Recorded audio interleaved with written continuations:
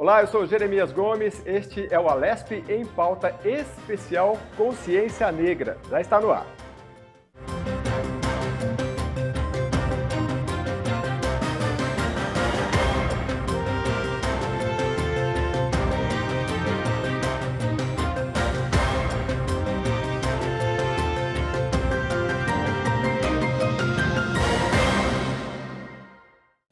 Hoje nós estamos aqui em Guarulhos para uma gravação muito especial. Você que tem acompanhado a programação da Rede Alesp sabe que toda quarta-feira, até 20 de novembro, sempre às 9 horas da manhã, tem um programa especial sobre a consciência negra, sobre este mês, de toda a comemoração que a gente está fazendo, inclusive na Alesp, que tem uma série de iniciativas relacionadas à consciência negra. Hoje a gente está aqui em Guarulhos, que é cerca de 17 quilômetros da capital paulista, é uma cidade muito importante. E eu tenho a honra de receber aqui o presidente da Casa de Cultura e Educação Ologunedé. Ele é o Babalorixá Elvis de Logunedé. Falei tudo certo? Seja bem-vindo.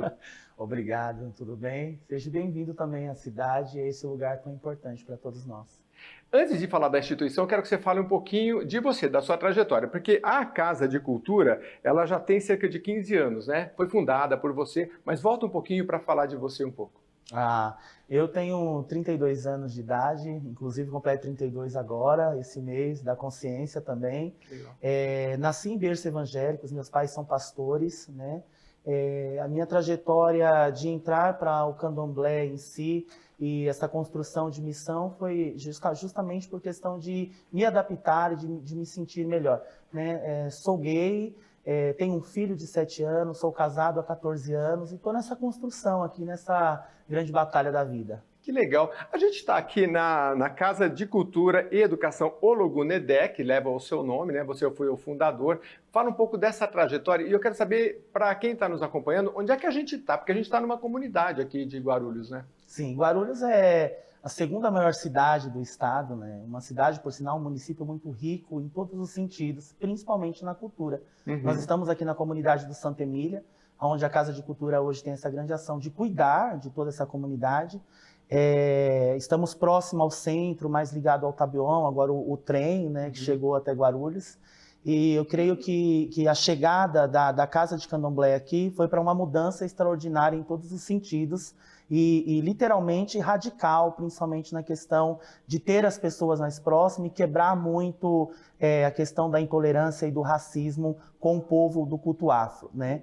E a construção de ter a Casa de Cultura foi na missão de continuar fazendo aquilo que a minha família já fazia na igreja, né? Que faz, na verdade. No caso, na igreja evangélica. Na igreja evangélica. Mas sim. como é que foi assim, o start? Que você falou, não, vou fundar uma casa. Não sei se começa assim, vou fundar uma casa, né? Ou pelo menos é um agrupamento de pessoas que começa a falar, vamos fazer um trabalho. Foi assim?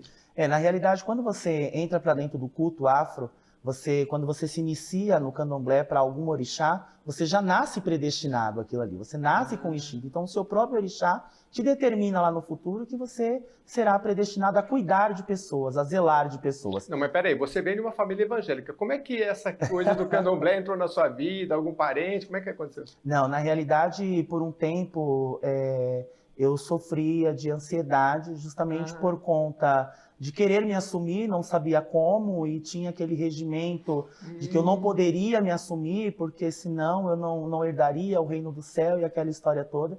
E nesse processo de ter essas crises de ansiedade, foi quando uma tia minha me levou até um terreiro e a mãe de santo falou para ela que eu precisava iniciar orixá. 2 anos depois eu conheci o meu sacerdote, Ricardo de Airá, e foi quando ele me abriu a porta. Na época eu não tinha também condições para fazer meu santo, foi totalmente de misericórdia, o pessoal se ajuntou, e de lá para cá, graças a Deus e Olodumare, eu nunca mais passei por situação nenhuma, e quando eu vi que eu fui me deparar, eu já estava no meio disso, a casa enorme, assim, muito conhecida, e assim foi se passando os dias. Bom, gente, só para contextualizar, quando eu cheguei aqui, ele me falava da receptividade, e realmente a gente foi recebido aqui com comes e bebes, muito carinhosamente. Isso já é meio que é comum no candomblé? É comum no candomblé, porque todos os nossos cultos, assim, todas as nossas festividades se abrange principalmente o alimentar. A gente tem o costume de dizer que você entra para alimentar a alma e, ao mesmo tempo, alimentar o corpo. né? Então é nosso, é de costume tomar café da manhã todos juntos, almoçar todos juntos, mesmo numa função corrida antes daquela festa, existem 14 dias de preparação para que ela aconteça. Então durante o dia a dia isso acontece. Gente, então eu fiz tudo errado, porque eu cheguei aqui e falei, já senta aqui no computador, vamos ver o que a gente vai fazer, tudo mais. Mas foi muito bem recebido e acho que isso é uma coisa muito interessante de saber. Então lá há 15 anos começou a casa, e como é que foi esse início assim? Quais as principais dificuldades que você teve? As principais dificuldades que a gente tem é voltado literalmente para o próprio culto, né? Porque quando você chega como uma empresa, você tem uma empresa de sapatos e uma nova empresa vai surgir naquele mesmo bairro. Então aquela empresa mais antiga, ela sempre vai achar uma forma de abaixar o preço, ou assim, para se entender, né? Então é dificultoso para quem chega na religião, porque se você não vem de uma família de axé grande, que tem um nome constituído, você é lidado como ninguém. E foi mais ou menos assim a minha história, porque eu cheguei muito novo na cidade, abri casa de santo muito novo, assim, os sacerdotes mais antigos, de 40, 50 anos de santo, só não me colocaram na cruz porque não deu tempo. Mas eu sempre tive muita garra para lutar, para fazer obras sociais, então eu não me importava por aquilo que as pessoas contavam ou diziam. Eu tinha uma missão que era ajudar, até porque eu entendo que, assim como a igreja ou qualquer outro centro espiritual, qualquer outra casa espírita, ela vai buscar quem? Aqueles que necessitam, quem está doente, né? Não serve para quem está curado, é mais ou menos isso. Você foi quebrando barreiras, né? Porque você está me falando e eu estou me lembrando de alguns aspectos que é o seguinte...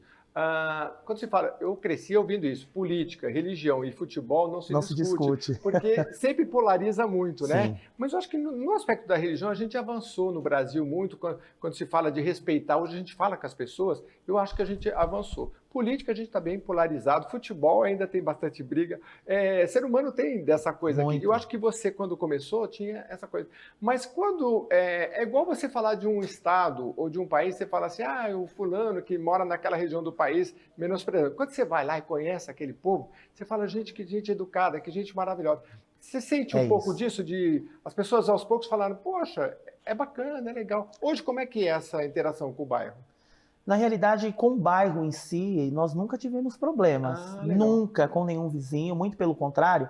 Até contar uma situação inusitada que aconteceu, há mais ou menos uns 15 dias atrás, houve um problema com a água aqui do bairro, né?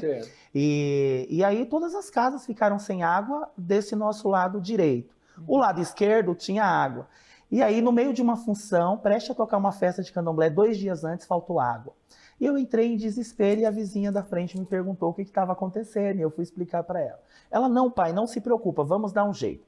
Aí puxou a mangueira da casa dela, veio passando pelas casas do vizinho, até encher todas as nossas caixas para conseguir suprir a nossa necessidade da água naquele momento, né?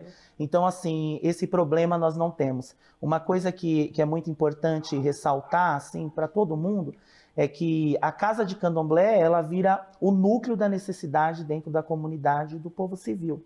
Qualquer pessoa hoje dentro dessa comunidade que precise de um arroz, um feijão, um pão, ela não vai bater em outro lugar. Porque ela sabe que isso aqui funciona 24 horas por dia.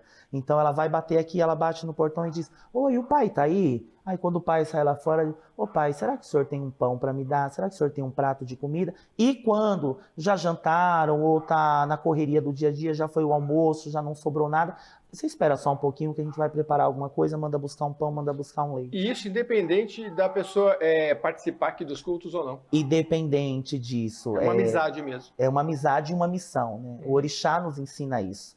Né? Você jamais pode deixar alguém bater na sua porta precisando de um copo de água, de um prato de alimento e você não ajudar. Você está indo contra a sua própria fé. É a base, né, da religiosidade. Vou falar dos projetos, então, porque em relação aos projetos, vocês têm vários, né? Idosos, crianças, balé e que mais? Alguns eu esqueci aí. Vamos falar dar uma passada, depois se der tempo a gente volta.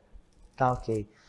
Na verdade, a Casa de Cultura assim, foi muito difícil para nós conseguirmos plantear esse projeto, porque aqui em Guarulhos termos uma casa regularizada dessa maneira, não temos nenhuma, assim, foi a primeira casa. E aí nós tivemos esse ano de 2024, no dia 4 de fevereiro, a grande festa do nosso pai caboclo, seu gentileiro, e usamos essa festa que durou 3 dias, para poder fazer o arteamento das bandeiras, a assinatura da ata e a minha posse depois de toda essa documentação. E aí nós começamos a elaboração daqueles projetos eficazes, daquilo que já acontecia, né? Como, por exemplo, as aulas de balé, que acontecem uma vez por semana, e apenas para meninas de 5 a 8 anos, que são crianças da comunidade, as aulas de reforços, que também acontecem dentro do axé, que são evolutiva muito grande para poder ajudar as nossas crianças, a biblioteca do Axé Homologo Nedé, que inclusive até o ano de 2022, nós tivemos aqui quase 32 mil livros, e aí por falta de estrutura nós tivemos que dividir esses livros entre toda a cidade, porque nós não tínhamos esse apoio e nem mesmo essa estrutura toda para isso. E é bom saber que o pessoal está gostando de ler, né? Agora, esses projetos, eles vão surgindo como, assim? Porque você tem demandas de todas as áreas, de idosos, tem o público LGBTQIA+, que a gente vai falar no segundo bloco, é muito legal, a Rafaela vai estar aqui com a gente. Vai surgindo a demanda e vai criando o projeto, como é que é isso? Na verdade, não surge a demanda, né? Surge da cabeça do sacerdote. Hoje nós vamos criar uma aula de zumba. Mas como que a gente vai fazer isso? A gente tem um espaço, a gente só precisa de um professor voluntário. E aí a gente divulga. Então, assim, são as ideias, elas vão nascendo e a gente vai colocando em prática, né? Isso é muito importante. Quando você tem a ajuda de várias pessoas, assim, as mãos elas se aumentam e faz a história se tornar maior. Você começou todo esse projeto assim, do coração, olhando as demandas, conversando com a pessoa, do grupo, do bairro, enfim, e era, como você disse, uma vocação. Mas em determinado momento você foi percebendo que precisa ter projeto no papel, precisa ter uma experiência política também. Queria que você falasse um pouco, porque eu já vi que você foi várias vezes na Assembleia Legislativa, tem contato com os deputados, a Assembleia tem o SOS Racismo, tem muitos projetos, né? Então como é que é essa sua ida assim, para mostrar para o mundo político também, que é uma parte importante? Assim, muito. Eu costumo dizer que a espiritualidade, ela não funciona sem políticas públicas. Certo. Isso é fato, né?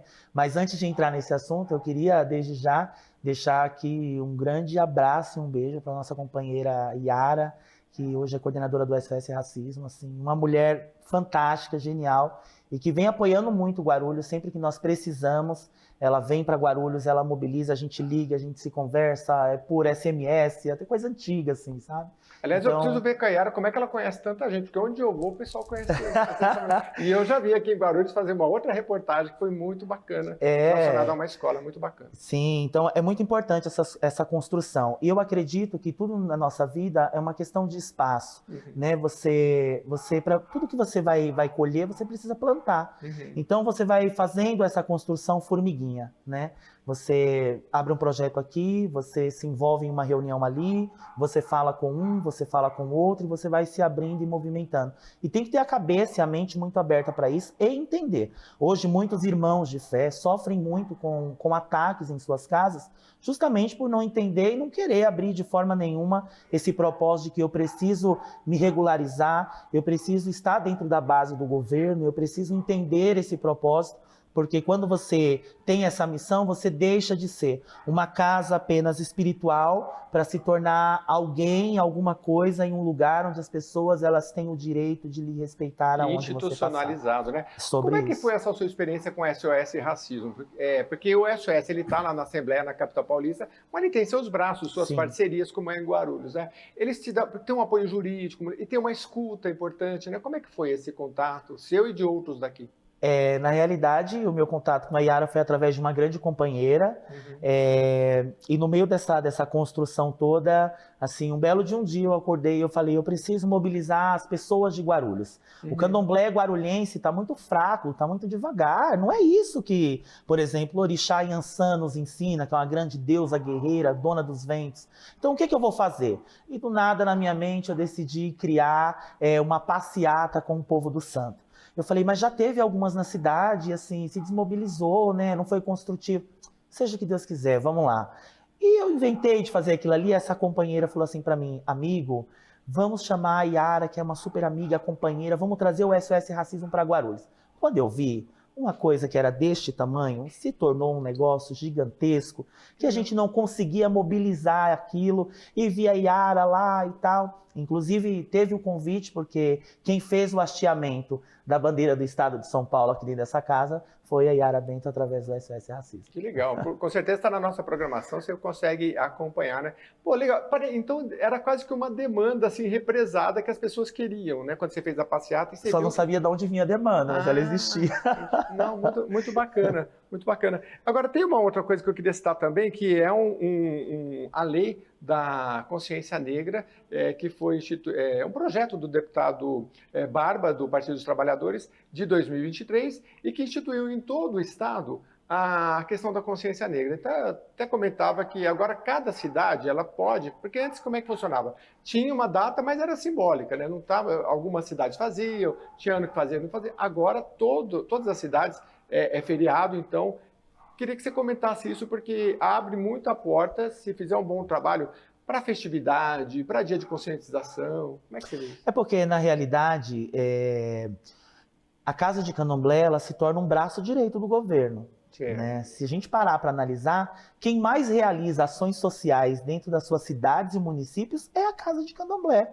Se você pegar uma semana e ficar ali uma semana plantado dentro de uma casa de axé, você vai ver que aquela casa de axé, o sacerdote, ele tira a meia do pé, ele tira a roupa que ele veste, né? Ele pega um filho de santo que chega na porta com depressão, que já tentou suicídio 300 milhões de vezes, e ele coloca dentro do quarto santo e fala, não, meu filho, vamos lá que a gente vai te curar desse problema, estamos aqui, estamos contigo. Se a pessoa que pede um mantimento, ele está ali, ele tira de onde não tem. Eu já deixei de pagar a conta de água, a conta de luz, de quando meu filho era menor, de mandar ele para a casa da minha mãe, porque eu só tinha o dinheiro exatamente de comprar o leite daquela semana para poder ajudar um filho de santo que precisava de uma cesta básica. Então, nós se tornamos o braço do governo.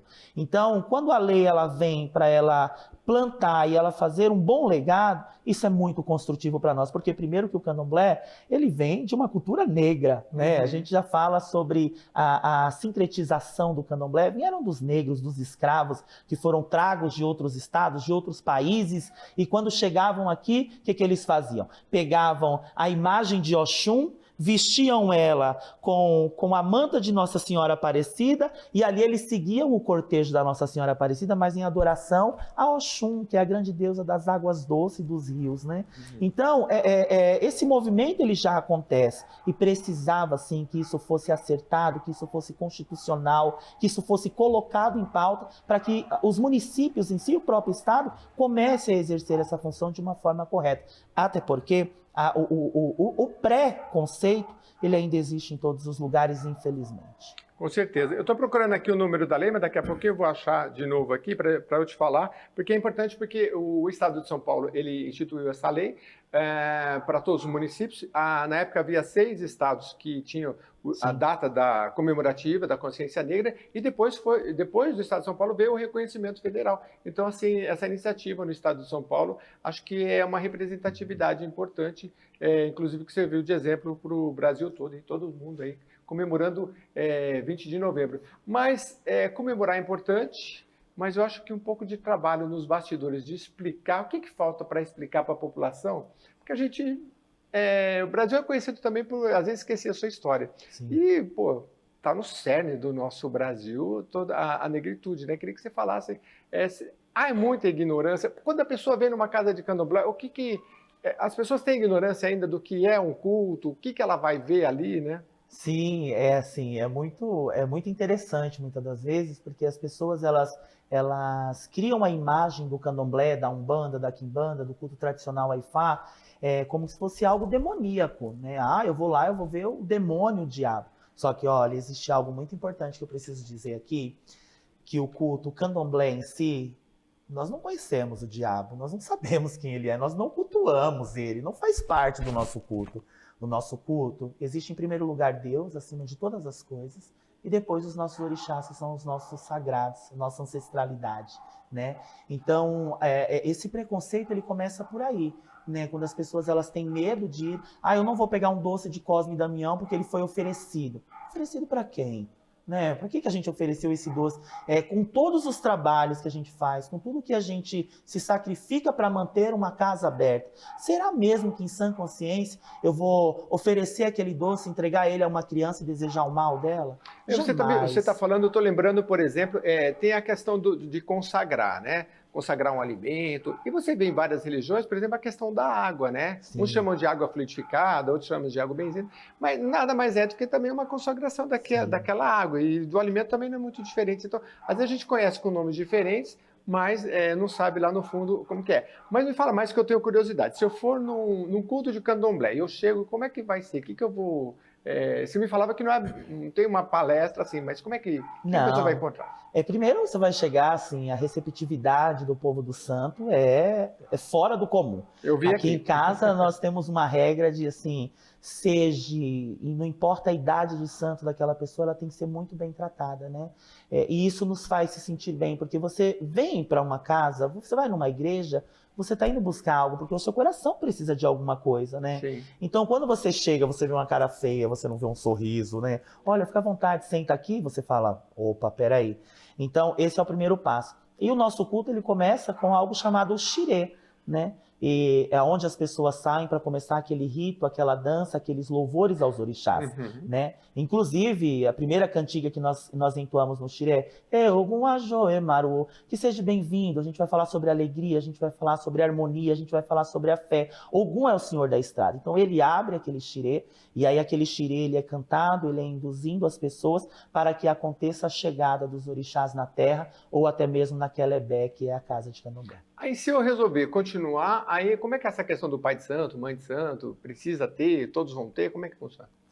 Na realidade, quando você chega numa casa, ela existe uma liderança, né? Quando Hum, você é um visitante, um filho daquela Ebé vai te recepcionar. E aí ah, você vai ficar ali sentado, né? E assim, por algum minuto daquele culto, o Babalorixá, o Ayalorixá, que é o pai de santo ou a mãe de santo, vai até você, vai te cumprimentar, seja bem-vindo, olha, fica à vontade, quer alguma coisa, volte sempre. E aí você vai ficar ali no seu canto até acabar todinho aquele culto, para que você possa jantar junto com todo mundo.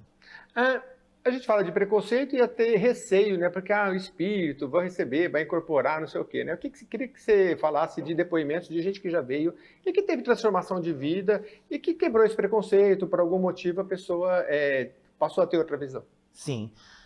Sim, são diversos casos aqui em casa, inclusive da minha própria cunhada, é um caso que é muito importante.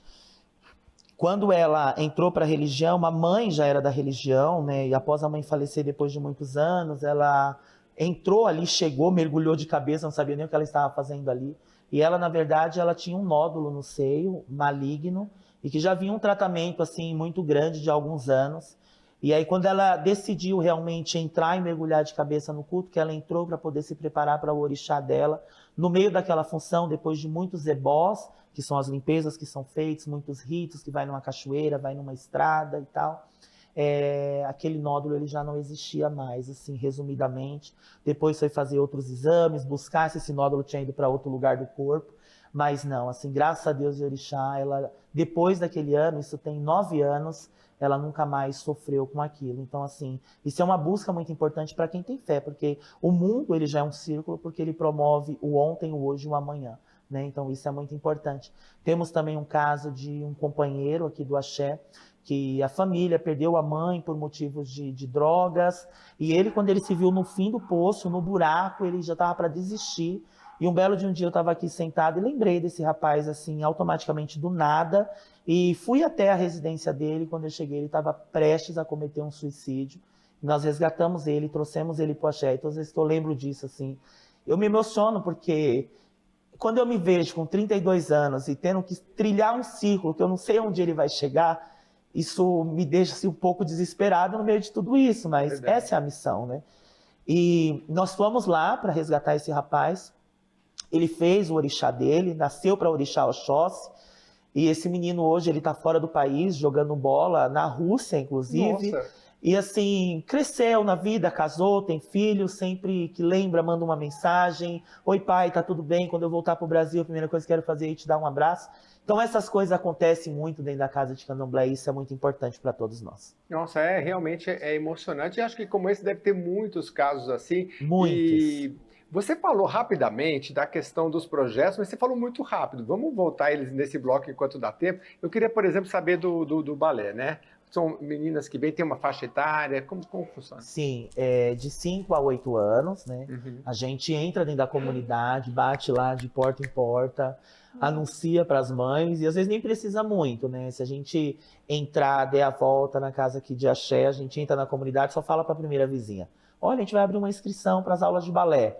No outro dia, no horário, você pode ter certeza que a fila vai estar quilométrica. Ah, é? E como é que faz para comprar sapatilhas, roupinhas? Na verdade, a gente vai se mobilizando, né? Eu coloco no grupo oficial de axé e peço para os filhos que têm casa aberta movimentarem os netos de santo, para que quem quer apadrinhar uma criança, olha, vamos apadrinhar uma criança, precisa de uma sapatilha, está precisando de uma sainha, precisa de uma calça leg, e assim a gente vai se mobilizando. Quando não, eu me reúno com toda a coordenação da Casa de Cultura e a gente procura um lugar mais em conta e a gente parcela no cartão, a gente faz assim a história acontecer. Dá um jeito. Você falou da história desse menino muito emocionante que hoje está na Rússia, e são tantos talentos na periferia, e assim, a maior força que um país tem é a juventude, né? Sim. E que muitos países já não têm, né? Sim. Então, a gente tem isso. E você está numa comunidade que deve estar cheio de crianças. Eu vi aqui a hora que eu cheguei e tudo mais, né? E dá essa...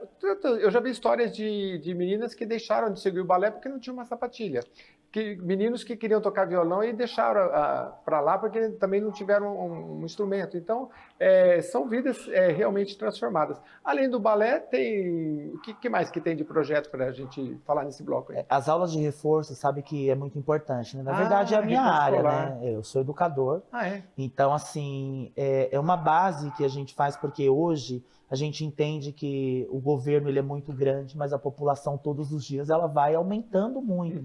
Então, quando nós decidimos plantear esse projeto de fazer essa construção, de trazer as crianças 2 vezes por semana, e dentro da base de estudo, da grade curricular pedagógica, da onde ele estuda, né, daquela unidade municipal, trazer aquele mesmo ensino para dentro da Casa de Cultura, é fazer com que aquela criança desenvolva melhor as atividades, que ela não consegue ter esse acompanhamento dentro da própria unidade escolar. Elas vêm para cá? Vêm para cá. Que legal. E o que você percebe nessas crianças? Porque, às vezes, as variáveis são tantas, né? Pode estar com problema de visão, precisa de um óculos, pode ser um problema emocional, que é muito comum, a questão do bullying na escola, né? Como é que você recepciona essa criança e você vai entender o universo dela? Na realidade, assim, citando sobre isso, mas um caso também que é assim, inusitado aqui para nós, e sempre que a direção da Casa de Cultura, né, o jurídico, senta para se reunir uma vez por ano, a gente sempre lembra desse episódio. Em 2019, nós fizemos uma grande festa aqui em comemoração ao Dia das Crianças, né? E foi uma chuva assim, surreal que aconteceu e nós tivemos que trazer todo mundo. E aqui nós tínhamos atendimento do CRAS, tínhamos advogado, cabeleireiro, inclusive um grupo de dentistas que vieram aqui atender as crianças da comunidade. E no meio desse processo todo, o evento acontecendo, uma das dentistas desceu e foi lá atrás e falou: pai, eu gostaria muito de falar contigo assim, em particular. Eu vi que ela estava desesperada e tal. Falei: oi, o que aconteceu? Ela: pai, tem uma criança lá em cima que ela está sofrendo violências. Falei: como assim sofrendo violências? Ela falou: pai, um dentista, ele conhece quando a criança sofre violência sexual pelo céu da boca. Aquilo ali para mim foi um aprendizado. Só que aí, naquela hora, você se imagina, nós ainda não tínhamos a regularização do axé, naquele tempo não tínhamos a regularização do axé, você fazendo tudo sozinho, porque por mais que é construtivo você ter a base do governo, mas nós não temos ajuda de ninguém, assim, né? E eu falei: meu Deus, e agora? Se eu acionar 190, isso vai dar um retetê dentro dessa comunidade, o que eu vou fazer? E aí, subi lá em cima, conversei com a menina, terminaram de fazer o que tinha que fazer na boquinha dela, e aí eu perguntei para ela onde estavam os pais dela. E aí ela me levou até a mãe, que estava lá fora, e aí chamei ela para conversar, assistência, o pessoal do CRAS estava aqui fazendo atendimento, inclusive do programa Bolsa, né? E ali nós sentamos, conversamos. No fim, no dia seguinte, na segunda-feira, acompanhamos a mãe até o CRAS, até assistente social, acompanhamos essa situação muito de próximo, e aí nós fomos entender que o tio que morava com a mãe, que estava tentando abusar da criança, assim, foi uma cena horrível de se viver e de se pensar até hoje. Bom, o bloco está acabando, mas eu quero que você já me ajude a apresentar a Rafaela, que vai vir no outro bloco. Ela tem uma casa, né, É um pensionato, né? Explica aí, só para deixar um gostinho para o próximo bloco. Rafaele Ribeiro é uma mulher trans, Uhum. inclusive aqui a Casa de Cultura e a Axé Homologunedé, no arteamento das bandeiras, foi a primeira casa do estado de São Paulo a hastear a bandeira LGBT. A dizer que o grupo LGBTQIAPN+, tem o direito de ir e vir onde ele quiser. E nós temos hoje o maior pensionato trans do estado, que é o pensionato Mãe Lupe, né, que quebrou todas as barreiras dentro do culto. Então a Rafaele é quem está dando seguimento dessa casa, em parceria total aqui com a Casa de Cultura e Educação. Estamos conversando aqui com a Casa de Cultura e Educação Ologunedé, com o Elvis Ologunedé. É difícil de falar esse nome, né? Daqui a pouco a gente volta com a Rafaele e ele também, para falar de muita coisa legal, tá bom? Já volto já.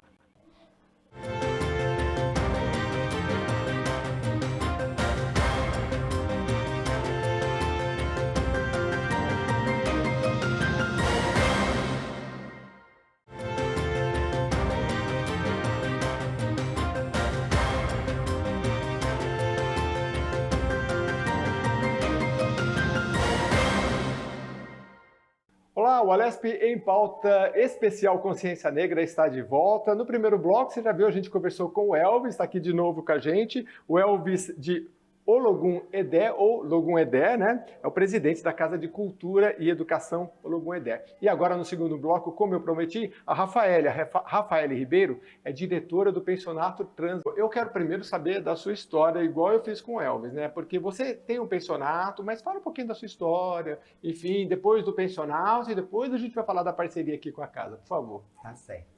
O pensionato, na verdade, era um projeto da minha finada mãe, que foi a pessoa que me iniciou. Eu sou rombona da Fabíola de Logunedé, finada, que era Iaquequerê da casa. E é um projeto que acabou eu dando continuidade nesse projeto, que já era um projeto da minha mãe com o meu pai, que era um trabalho que eles já faziam na cidade, e acabou que eu fiquei responsável agora depois do falecimento dela. Tinha um pensionato que era, no caso da sua mãe, de santo, né? Sim. Da sua mãe carnal. Sua mãe de santo tinha um pensionato para trans. E aí ela faleceu e você que assumiu. Você é de Guarulhos mesmo? Eu sou nascida em São José dos Campos, interior de São Paulo. E como é que foi que você foi para essa casa, assim, como é que você conheceu? Como é que foi esse relacionamento? Eu cheguei aqui, como acho que todas as outras pessoas, procurando abrigo. Que mesmo quando você tem apoio dentro de casa, aqui você tem uma família. Você tem um pai de santo, você tem um tio de santo, você tem um irmão de santo, você tem o aconchego familiar que as outras religiões acabam impedindo a gente de ter. Que quando você chega em alguma outra religião ou algum outro culto, o transexual é um caso muito complicado ainda, né? Você acha que você foi acolhida aqui? Sim, eu já vim de uma outra casa, mas que não era iniciada. E aqui foi o lugar onde o meu santo, meu orixá, eu acho que eu mesma também escolhi para estar, porque é um lugar que a minha vestimenta não vai contar, o meu salário não vai contar. Eu acho que a Casa de Candomblé abrange muito isso, de você estar à vontade num lugar onde você deve estar. Entendi. Você veio com quantos anos para São Paulo? Como é que foi essa história? Eu saí de casa com 13 anos de idade. 13 anos? 13 anos de idade por falta de aceitação, que hoje em dia não é mais o caso, que é um tabu a ser quebrado, né, dentro das próprias casas e das religiões. É o preconceito, é você saber que aquilo existe e descobrir uma maneira de quebrá-lo. Você sabe que eu cobri algumas vezes não sei se ainda é esse nome, Parada LGBTQIA+, e aí, conversando com as pessoas, tinha uma pessoa que ela tinha mais ou menos uns 45 anos, e aí eu falei com ela, conversando da vida dela, ela falou assim, então, o que eu mais queria era voltar para o Nordeste e meu pai me aceitasse, mas até hoje não me aceitou. É meio triste isso, né? A pessoa está com 45 anos e a família não aceitar, né? É o que vivemos todos os dias. Eu, graças a Deus, eu não posso dizer isso, que minha família me aceita, eu tenho um apoio muito grande, tanto fora da casa de Candomblé, quanto dentro da casa de Candomblé. Os meus pais são de religião evangélica, são evangélicos, eu sou de um berço evangélico também. E o candomblé para mim foi um chamado. Minha avó era do candomblé, mas eu não tive oportunidade, porque minha avó faleceu muito cedo, eu não tive oportunidade de aprender nada com ela, mas o pouco que eu pude, que eu vivi assim na minha infância, eu lembro da minha avó fazendo algumas coisas e aquilo ali já me chamava atenção. Então eu cresci dentro de igreja e tudo, mas o candomblé era o que me chamava atenção. Foi no candomblé que eu encontrei esse abrigo. A pessoa que eu era antes e a pessoa que eu sou hoje são completamente diferentes. E aí na Casa Trans, que hoje tem um nome bonito, é Mansão? Mansão Lupe, em homenagem à finada. Aliás, se você quiser ver no Instagram, é Mansão Lupe. Você coloca aí na internet Mansão Lupe, L-U-P, né? Lupe. Que era o sobrenome dela. E hoje a Rafaela que toca.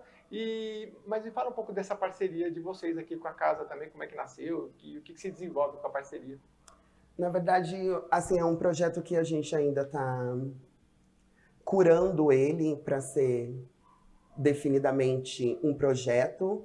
O meu pai de santo ele pode explicar melhor como... Vamos lá, fala um pouco.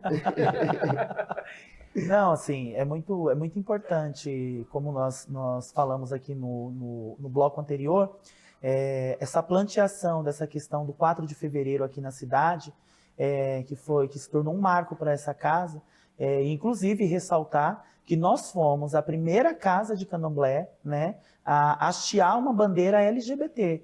E assim, dentro do nosso estado, nós somos a primeira casa. Porque você olhar uma mulher trans vestida assim, não são todos os lugares que vai aceitar e respeitar, né? Só que o orixá, ele não está aqui para ver a vestimenta de ninguém, ele está aqui pelo coração, que nós chamamos de Ocan, coração, né, na língua iorubá, pelo ori, que é a cabeça, por aquilo que você tem a ofertar a ele. E essa construção do pensionato trans, trazendo ele para a Casa de Cultura, é justamente porque é uma das áreas que a Casa de Cultura atua, que é com a sociedade LGBTQIAPN+, né? Justamente essa questão da tiragem de documento, da regularização dos nomes, e por mais que, como nós já falamos aqui, a Casa de Candomblé, com todas as ações feitas, se torna um braço do governo, nós não temos esse apoio. Então, é muito difícil. Para ter noção, na cidade de Guarulhos, se a gente quiser pegar uma menina que chegou agora e está sofrendo porque ela é soro positivo, muitas das vezes a gente tem que comprar o teste, chegar no hospital e mostrar para o médico aquele teste, porque no hospital não tem um teste, né, para ser feito. Então, é muito difícil essa caminhada. Qual é a transformação que você percebe em você e nas outras meninas que já estão integradas nesse projeto, frequentam a casa? Então, acho que começar a cuidar da saúde mental, como o Elvis falou, acho que é o passo básico, né? O mental é bem complicado. Eu acho que todo mundo vem já de traumas, né? Uhum. A gente já vem trazendo traumas na bagagem de um familiar que não te trata pelo seu nome social, um familiar que não aceita que você coloque uma saia. Então, já viemos de muitos traumas. Então, aqui dentro da casa, as meninas encontram esse carinho, esse apoio, que já vai trazendo essa transformação de você ser quem você é, do portão para fora e ser aqui dentro também. Uhum. Entendi. E como é que vocês, os projetos que vocês vão realizando na Casa Trans, como é que vocês se sustentam? Porque eu falava antes com você já tem um projeto para ver recursos municipais, estaduais? Você falou que não, né? Pensa no futuro, porque hoje é meio que o pessoal que se reúne e se ajuda, né? Sim, é uma coisa meio que por conta própria. Acaba que nós mesmos se unimos, tudo é nosso. Uhum. Não tem existe nenhum auxílio um auxílio municipal, estadual, nenhum. Uhum. Mas isso, Elvis, isso é interessante porque é necessário também projetos, né? E vai evoluindo. Você viu a transformação quando essa casa aqui, ela se institucionalizou, né? Porque daí mudou tudo, né? Agora a gente é reconhecido, então a gente pode fazer projetos. Você pretende ajudá-los também nesse sentido? Sim, muito. Mas essa base também é muito importante ressaltar, que por mais que existe toda essa documentação, nós ainda sofremos muito uma base de conseguir chegar até onde precisamos, né? Então, qualquer porta hoje que você vai buscar, o não é a primeira palavra, né? Nós temos sim uma companheira na cidade, a única companheira que tem pegado na nossa mão e nos ajudado a articular e levar tudo isso à frente, mas assim também batendo de porta em porta, tentando construir de alguma forma e de alguma maneira. Todas as cidades do estado, por exemplo, existe o CTA, né? Vamos citar porque está aí para todo mundo. O que é o CTA? O CTA é onde Centro de tratamento. É um centro de tratamento para diversas áreas, mas incluindo e principalmente para o grupo LGBT, certo, né? Quando você chega no CTA, é muito difícil você ter um auxiliar de enfermagem para atender aquela menina trans ou aquele homem trans. Lá é o suporte onde tem para poder fazer o exame de HIV na hora, de sífilis e de outros tipos de doenças assim, né? E não tem. Então, se a base principal que nós temos, se não tem o suporte, então, assim, fica muito difícil a gente conseguir mobilizar tudo que a gente precisa. Projeto aí do deputado Barba, do PT, que na Assembleia Legislativa do Estado de São Paulo instituiu aí o Dia da Consciência Negra em todo o Estado de São Paulo. E na época havia só 5, São Paulo foi o 6º, e depois isso ganhou uma projeção nacional. Então, é por isso que a Rede Aleste está fazendo essa série de programas para levar essa conscientização, né? Você acha que a gente evoluiu, por exemplo, nesse debate, quando a gente fala de cotas para negros e de outras questões, você acha que hoje a população está mais consciente e entendeu ao longo dos anos ou tem muito o que fazer ainda? Ah, sim, eu venho aprendendo muito sobre isso não só na vida civil, como na vida política também, né? Que é muito importante nós ressaltarmos aqui. A população, as mulheres na população cresceu muito, no trabalho cresceu muito, na vida política vem crescendo muito, e assim também com os negros, né? Você vê que toda essa formação, porque tudo começa com uma base política, então quando vai surgindo essas portas, tudo vai ficando mais fácil, né? Se começa lá de cima, quando chega aqui embaixo, é mais tranquilo para a gente lidar. Então, e eu queria perguntar para vocês dois essa questão, porque já que a gente está no meio da consciência negra, o Brasil, cerca de 56% da população é negra, é mais do que a metade. Ainda eu pesquisei também, é muito próximo, acho que 50 e poucos por cento, né? É mais da metade também. Mas assim, ainda é a maior população presidiária, acho que os negros chegaram a 70%, 10 em cada 7 negros.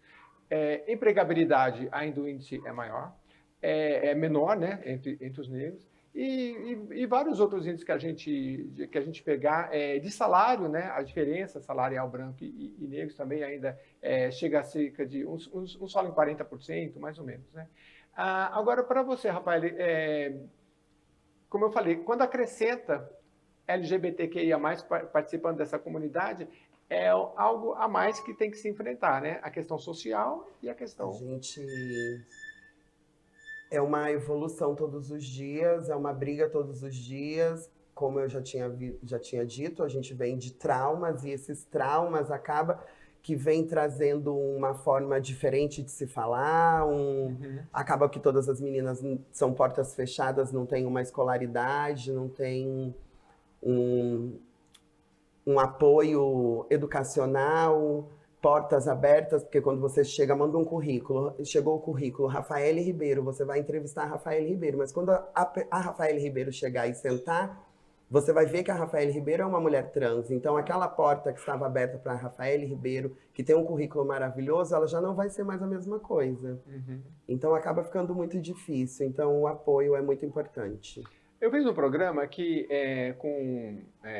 da Casa Florescer, em São Paulo, a gente fez alguns, né? E tinha uma mulher trans que, falando das transformações, e ela falou, olha, para mim, a grande virada de chave na minha vida foi quando eu me reconheci. E aí eu passei a me vestir do jeito que eu queria, falar do jeito que eu queria, e quem não se importasse, se fosse da família, de onde fosse, eu não estava nem aí. E aí é o que a gente fala de empoderar, tem muita gente que não gosta desse termo, mas é o empoderamento. Mas às vezes é difícil, né? Quando você não tem a educação, assim, como é que você vê isso? Mas o empoderamento é para você. Mas e as outras pessoas que estão em volta? Você vai estar empoderada de eu estar bem vestida, de me sentir bem de saia. Mas e o empoderamento familiar, e o empoderamento de um terreiro, pessoal. E as pessoas que... Você precisa de tudo isso para ter um empoderamento completo. Você conversa com as pessoas, assim, do seu ciclo de amizade, você, não sei se você é uma ativista, assim, ou não chega a ser ativista, mas você consegue conversar com as gerações novas sobre isso, porque é um diálogo a famosa que geração demora, Z. Né? Demora para a gente ir passando, né? O preconceito demora muito, demora séculos e milênios, né? Mas como é que você faz isso no seu dia ou na sua atividade política, digamos? É bem complicado, né? As brechas para se falar disso são poucas. Para se falar disso são muito poucas. Nem todo mundo são pessoas que vão te deixar entrar naquele espaço, vão te deixar falar, vão te deixar opinar sobre aquilo. Então fica complicado. Como que é a convivência lá na Casa Trans? Hoje são quantas meninas? Hoje eu tenho 14 meninas em casa. E como que é assim? Elas moram lá? Elas moram e temos as refeições, que é feita pela casa, que é café da manhã e almoço. E é tudo por conta própria, nossa mesmo, a gente mesmo que faz. E quais são as maiores dificuldades que vocês enfrentam, assim, relacionada à educação, saúde, segurança? Saúde e segurança é uma coisa que eu acho que no Brasil é o país que mais mata mulheres trans, né? Mais consome pornografia trans e mais mata mulheres trans. Então é um país de risco, né? É um país de risco. De alto risco, é verdade. E, assim, é uma coisa que é engraçado você falando que existe o consumo, que é o prazer, usar o termo consumo. Que você usou, mas, e é uma coisa velada, né? O preconceito é sempre velado. Ao mesmo tempo que existem pessoas que gostam, que se relacionam, ao mesmo tempo, para a sociedade é uma outra questão. É um bicho de sete cabeças. O mesmo cara que vai te consumir à noite, ele vai te tacar uma pedra durante o dia. Somos apenas objetos. É muito trabalho na educação que vai fazer isso mudar ao longo do tempo? Na verdade, acho que tudo começa pelas políticas públicas, né? Quando a gente fala de políticas públicas, a gente fala de educação, a gente fala do cuidado com as ONGs que tem e que existe, porque, sendo muito claro, não existe esse cuidado. Não existe. Não existe dentro de uma unidade escolar, existem milhões de coisas que são feitas ali. Mas nada está voltado para a quebra do tabu, do bullying, do racismo, da intolerância. Não, isso não existe dentro das unidades escolares, né? É fora do contexto. E quando se tem um projeto que vai se lançar algo, a gente não pede para que fale sobre o candomblé, mas sim para que fale sobre uma sociedade em um todo. Quando isso acontece, não dá certo. Porque a população se revolta, os professores não aceitam, os pais não querem, né? E aí são diversos tipos de situações que vêm acontecendo.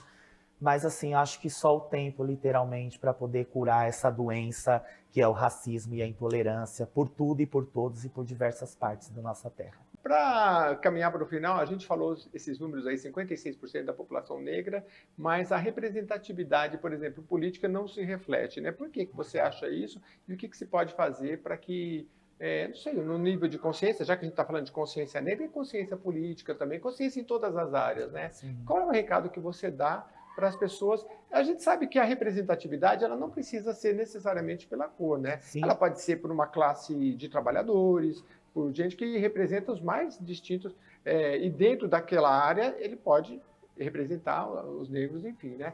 Mas eu queria que você falasse um pouco disso, dessa conscientização. O que é conscientização, consciência negra para você? Eu acho que a conscientização ela começa pela base familiar. Acho que isso é muito importante. E assim, hoje, estando dentro dessa EBE, desse solo sagrado, é importante também dizer e se ferir que tudo que nós construímos aqui dentro desta EBE ou dentro de qualquer outra EBE, isso vai muito da liderança, como você conduz os seus filhos, como você conduz as pessoas, né? Então, eu creio que as pessoas em si, elas têm que olhar para o próximo como se fosse elas, né? Não é porque a Rafaele, ela é negra e eu sou branco que ela é diferente. O mesmo sangue que corre aqui, corre aqui. E se não fosse a história descendente de ancestralidade dela, não existiria a minha. Essa é a grande realidade, né? E principalmente para nós de Candomblé, nós não podemos de forma alguma ter racismo ou ser contra nada, porque o nosso culto é um culto negro. Quem trouxe o Candomblé para o Brasil foram os negros, foram os escravos. O Candomblé não foi uma nação construída e constituída pelos brancos, tá? É uma nação que quem trouxe foram os negros. Então nós, candomblecistas, umbandistas, quimbandistas e o povo do culto tradicional Aifá deve sim todo o respeito e igualdade à população negra, porque a Casa de Candomblé ela abre todas as portas e janelas possíveis para receber essas pessoas. É um culto de tradição deles, dos negros. Eles quem abriram as portas para a gente entrar. E para mim também, porque eu fui muito bem recebido aqui desde a hora que eu cheguei, foi muito legal, muito E bacana. será sempre. Com uma comidinha, gente, não tem, olha, muito bom para quem chega de longe, né, o forasteiro, aí chega aqui, se receber com um bolinho como eu fui recebido aqui, a nossa equipe é maravilhoso. Vocês estão vendo que a gente está aqui, eu estou olhando para baixo, vai ter que olhar para cima, tá tudo azul aqui, não foi nada combinado, viu, gente? Mas Não. o que quer dizer o azul, o Elvis? É um pouco de esperança? Também O passa. azul também, é esperança, inclusive tem um pedaço dele na nossa bandeira, né?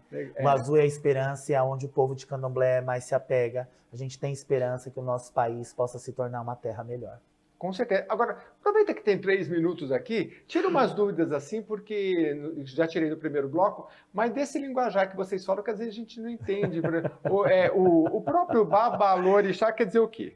Babalorixá quer dizer aquele que lida, aquele que zela, aquele que conduz, aquele que cuida, o orixá na terra dentro da vida de um filho. Quando você começou a falar aqui no começo, você falou umas palavras assim, porque eu era, não sei o quê, eu não lembro a palavra assim, né? Fala algumas coisas que que vocês falam no linguajar de vocês e que a gente não sabe. Eu ia falar, vou voltar a fita aqui. Um urubá, né? Urubá, o que é um urubá? O urubá, na verdade, é a língua trazida pelos escravos, quando eles vieram nos navios negreiros e vieram ensinando e trazendo toda essa cultura afro para cá. Então, são coisas como uma ligação ao seu orixá, como você fala com ele, uma oração, uma reza. Tá. E por que tem tanto, Elvis, essa coisa da ancestralidade? Como é que é isso no candomblé?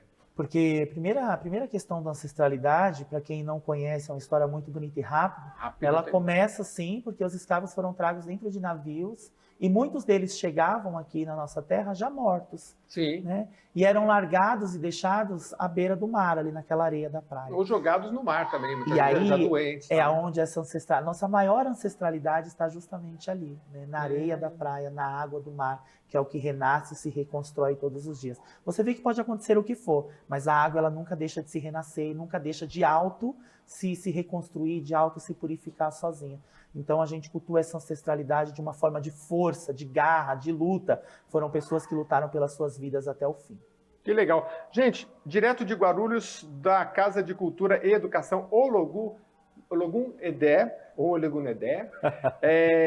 e eu queria agradecer bastante a vocês, e vamos fazer um convite aqui, porque tem a Rafaela também, que ela não quis participar, mas ela vai participar lá na Leste, vou deixar o convite, ela que trata do balé aqui. Que legal, que legal. Então, um dia ela vai lá para falar só, levar as meninas do balé lá, vamos combinar, vai ser maravilhoso. Obrigado, Elvis, por abrir a porta aqui para a gente, foi ótimo, viu? Nós agradecemos, agradeço a sua presença, agradecer a Yara do SOS Racismo e parabenizar mais uma vez o deputado Barba aí pela grande iniciativa e o projeto. A Lespe em Pauta Especial Consciência Negra vai ficando por aqui, já agradecendo a Rafaela e já deixa um contato aí, Instagram, alguma coisa que vocês tenham. Obrigada aí, Jeremias. Espero que isso seja uma porta aberta para a gente e que outras mulheres também se identifiquem, assim como eu. Foi muito bom o papo com a gente. O Instagram da casa é Mansão Lupe, Mansão Lupe. Quem quiser acompanhar a gente lá, quiser me chamar, quiser conversar. Mansão Lupe é L-U-P, facinho, Mansão Lupe, @Mansão Lupe, você vai lá no Instagram, já vê as fotos, tudo que eles têm, entra em contato, vem visitar, participar. E se você, de repente, trabalha com iniciativas de projetos, quer ajudar também, ser um voluntário, fazer um projeto para que haja um auxílio do nível estadual, municipal, federal, é bom você participar, tá bom? Elvis, você também divulga alguma arroba aí? Como é que o pessoal te encontra vocês? Para achar a Casa de Cultura, @Casa de Cultura e Educação, Omologunedé. Omologunedé. Isso. E Instagram pessoal, Babalorixá Elvis de Logunedé. A gente que agradece bastante, vai ficando por aqui. Lembrando que quartas-feiras, às 9 da manhã, você acompanha sempre na nossa programação, até 20 de novembro de 2024, um programa diferente sobre consciência negra. Muito obrigado, um abraço para você e até a próxima edição.